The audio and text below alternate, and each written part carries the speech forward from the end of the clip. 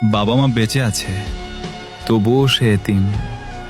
আমি কিছুক্ষণ চুপ করেছিলাম, কি বলবো বুঝতে পারছিলাম না। তারপর ছেলেটাকে জিজ্ঞেস করলাম, তাহলে এখন কার সাথে থাকো?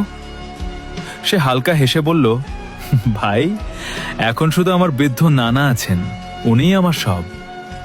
আমি বললাম, স্কুলে যাও? সে বলল, যাই, কিন্তু প্রতিদিন না। সকালে একটু কাজ করি, যে টাকা পাই তা দিয়ে নিজের খরচ আর নানার ওষুধ কিনি। আমি আর কিছু বলতে পারছিলাম না।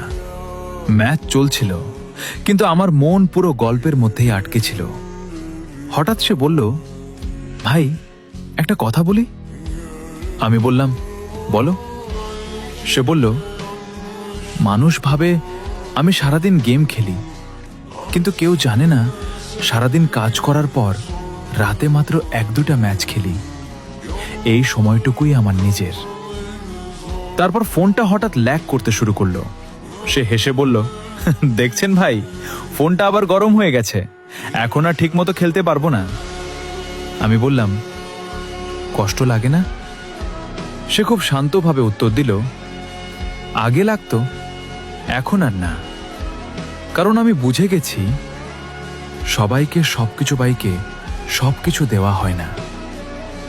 আমার ভাগ্যে হয়তো ভালো ফোন নেই, কিন্তু একটা স্বপ্ন তো আছে, একদিন নিজের টাকায় একটা ফোন কিনবো, তারপর মন ভরে গেম খেলবো।